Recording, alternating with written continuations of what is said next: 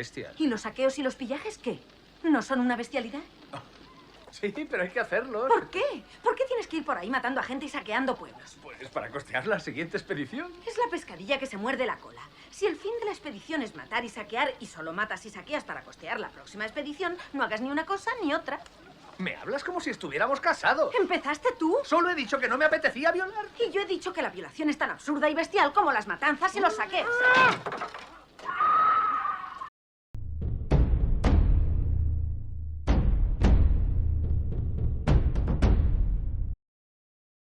A lo largo de los más de 120 años de la historia del cine, numerosas películas y series se han escrito de los vikingos. Conocidos como esos grandes guerreros con cuernos, hombres sin honor, violentos, saqueadores, a los que solo les movía la codicia y sembrar el pánico a su paso. Pero, ¿qué hay de cierto en todo esto? ¿Es verdaderamente correcta la visión que el cine nos ha ofrecido sobre los vikingos? Vamos a ello. La primera cuestión que debemos identificar es qué o quiénes fueron los vikingos. El término vikingo genera mucho debate en el ámbito académico. Primero, porque no se sabe con exactitud su significado, y también porque hay quienes piensan que no todos los hombres del norte eran vikingos, sino que solo lo eran los comerciantes, a los que se dedicaban a la incursión. Sea como sea, para no complicarnos la vida, llamaremos a todos a partir de ahora vikingos, sin distinción, siempre que se haga referencia a los nórdicos, hombres del norte, escandinavos, rus, etc. Ahora bien, cabe destacar que el vikingo no solo era un pirata o comerciante, sino que era una ocupación estacional, es decir, que aprovechaban durante los meses más cálidos para ser piratas, colonizadores o aventureros, debido a las mayores facilidades para la navegación durante estos meses. Y en los meses fríos eran granjeros, pescadores, campesinos, aunque naturalmente también existieron escandinavos que jamás realizaron una expedición.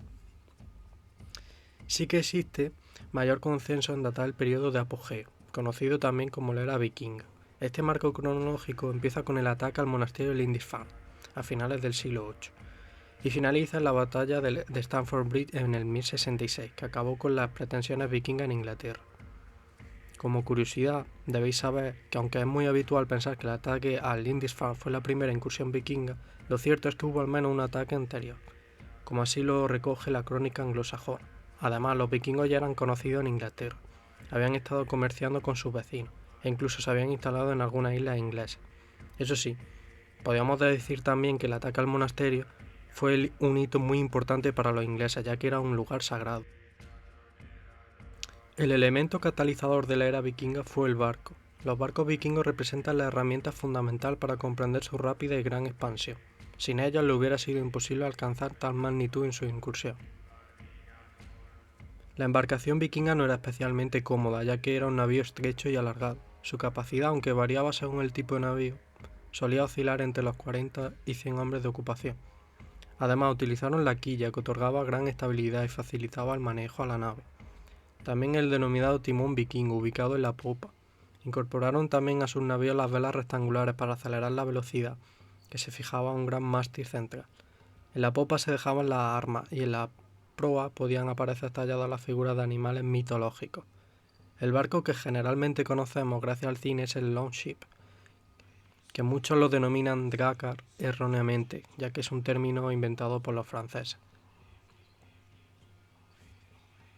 En la película El Nórdico aparece una gran representación del barco vikingo, un barco bastante ligero, con gran maniobrabilidad, que le permite incluso subir el curso de un río. Sin embargo, el barco vikingo también tenía grandes inconvenientes. Por un lado, tenía una cubierta muy pequeña que limitaba mucho el espacio para los marineros, ya que además de los pasajeros había que añadir también las provisiones y las armas para el viaje y los saqueos. Es decir, que tenían muy poco espacio y que incluso no podían ni descansar correctamente. Otro aspecto negativo, sin duda, era que no poseía un abrigo frente a los golpes del mar, por lo que podemos decir que el viaje a bordo no sería precisamente placentero. Y es que los barcos vikingos están muy bien estudiados. Esto ha sido posible gracias a los hallazgos de estelas o monedas, donde aparecen representados los navíos, y en mayor medida debido a los descubrimientos de barcos vikingos que habían sido enterrados. La razón por la que han aparecido estos navíos enterrados es porque se llegaron a utilizar en ritos funerarios. En ellos el difunto era introducido en un barco que posteriormente se enterraba. Pero no solo se enterraban con los navíos, sino que también se daban las cremaciones, pero como es lógico no se han conservado registros arqueológicos de ello. sí que fue recogido por Ibn Fallan, un diplomático musulmán que fue raptado en el año 921 por los vikingos mientras realizaba un viaje para predicar el Islam por Rusia. Durante el periodo en el que estuvo retenido, observó cómo le practicaban un ritual funerario a un jefe local vikingo que había fallecido, y cuando regresó, escribió una crónica en la que recogió este hecho. El guerrero número 13 recoge de manera fantasiosa la aventura de este musulmán. Y hablando de la película, al comienzo podemos ver incluso esta imagen más sucia y mugrienta de los vikingos, algo que realmente está muy extendido y que no entiendo muy bien la razón. El propio Ibn Fallan narraba lo siguiente en su crónica. Todos los días lavan sus caras y cabellos con el agua más sucia y putrefacta que puede imaginarse. Una joven sirviente llega cada mañana con el desayuno y un gran barreño de agua. Se lo da a su señor para que se lave la cara, las manos y el cabello. Usan peine y se suenan la nariz, y escupen en el agua, corrompiéndola. Cuando ha terminado, la joven se lo da al hombre que está al lado de su señor, y así sucesivamente con todos los presentes. También dijo: son las criaturas más sucias creadas por Dios. No se lavan después de orinar, ni de defecar, ni después de copular. No se lavan las manos antes de comer. Son como asnos descarriados. En primer lugar, cuesta de imaginar que sea cierto lo de escupir y lavarse la cara con el mismo recipiente. Pero aunque fuera cierto, no implicaría que todos los vikingos lo hicieran. Podía haber sido solo ese pequeño grupo. Además, los vikingos, al igual que los cristianos, no tenían la costumbre de lavarse a diario. Algo que sin duda pudo chocar al emisario, ya que los árabes se aseaban a diario para poder rezar. ¿Quiénes son los que escribieron sobre los vikingos? Bien, por un lado contamos con las sagas, que son narraciones literarias de gran riqueza cultural, pero que no son un elemento propiamente histórico, puesto que tienen en esencia un gran componente mitológico y además fueron escritas varios siglos después de los acontecimientos que narran, cuando la era vikinga ya había concluido. En cuanto a las crónicas árabes y cristianas de la época de la era vikinga, muchos historiadores sostienen que no son del todo fiables, puesto que eran enemigos naturales de los vikingos y es lógico pensar que no fueron todos los objetivos o que pudieron acentuar o inventarse aspectos negativos de los pueblos del norte, como hemos visto en el ejemplo de la higiene. Por tanto, no eran tan sucios ni tan belicosos, que no se dedicaban exclusivamente solo a las invasiones y que algunos de ellos incluso nunca llegaron a embarcarse. Sabiendo esto, nos queda ahora hablar de la idea del vikingo llevando casco con cuerno. Lo primero que hay que dejar claro es que es algo totalmente falso, ya que no hay ningún tipo de prueba que lo demuestre. Los primeros vestigios de los cascos con cuernos los podemos situar en el siglo XIX a raíz de las pinturas de August Malmström, que creó las ilustraciones para un poema épico de la saga de Fritjof. Posteriormente fue Richard Wagner quien acentuó este hecho, cuando se estrenó su ópera El ocaso de los dioses, una ópera que también hablaba sobre los vikingos. En el cine hemos podido ver, tanto en películas como en series, este hecho. Tenemos el ejemplo de Vicky el Vikingo o por ejemplo la película El Nórdico. El Nórdico narra las aventuras de una serie de vikingos liderados por el príncipe Thorvald que viajan a América con el fin de buscar al padre de este, que había partido de una expedición anterior y que jamás había regresado. La historia en sí es bastante enigmática, ya que por si no lo sabíais los vikingos habían llegado 500 años antes que Cristóbal Colón a América, acontecimiento que viene recogido en la saga de los groenlandeses, y que gracias al estudio de dicha saga, la arqueología pudo investigar y al final encontraron los restos de estos vikingos que, como digo, habían viajado a América. En esta película también tenemos la visión guerrera, pero un momento, ¿habéis fijado en eso? No hablo de que el príncipe Thorvald parezca un romano o cualquier otra cosa menos un vikingo. En efecto, llevan escudos de chapa emulando a que fueran escudos de hierro. Madre mía. No sé ríe, pero no me creo que en Groenlandia los vikingos pudieran permitirse elaborar escudos de ese nivel. Seguramente serían de madera. Esto nos lleva a la última película de la que voy a hablar en este vídeo, que es Alfredo el Grande.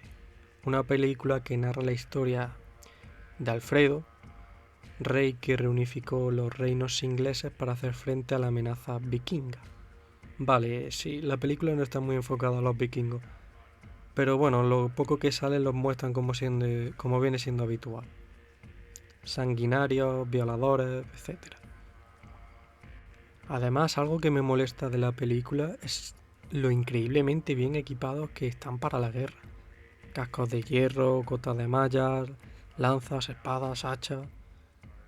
No me creo que el vikingo promedio pudiera pagarse todo eso. Eso sí, en la película sí que pueden y además no tienen ni puta idea de combatir. Porque sí, en la película son derrotados por campesinos de todas las edades, de todos los sexos, sin ningún tipo de entrenamiento militar. O sea que ya me dirás qué tipo de ejército vikingo es ese. Sí que me parece muy interesante también cuando en un punto de la película confiesan que quieren llegar a un acuerdo de paz a cambio de un pago, ya que eventualmente esto era algo que ocurría con mucha normalidad. Es decir, los pueblos que eran invadidos por vikingos solían recurrir a pagar para evitar ser saqueados.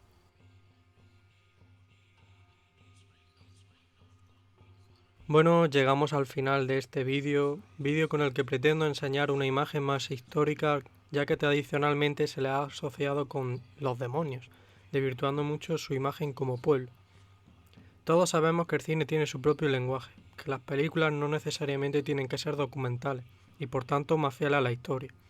Pero estaréis conmigo que aunque lo pongan de malo desde el punto de vista cristiano o musulmán de la época, sí que podían documentarse un poco para no crear mitos que luego llevan décadas de mentir, como es el caso de los cascos con cuernos. Afortunadamente, estos últimos años se han llevado a cabo proyectos cinematográficos, que aunque no son perfectos ya que tienen muchísimos errores históricos, al menos son vikingos más humanizados y alejados de esa visión más arcaica. En fin, si os ha gustado este vídeo y queréis profundizar, os dejaré algunos enlaces y bibliografía en español abajo en la descripción. Nos vemos en la próxima.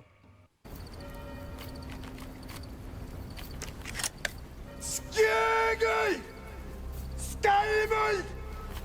Skildir klofnir! Skjögul! Skálmöld! Skildir klofnir! Skjögul! Skálmöld! Skildir klofnir!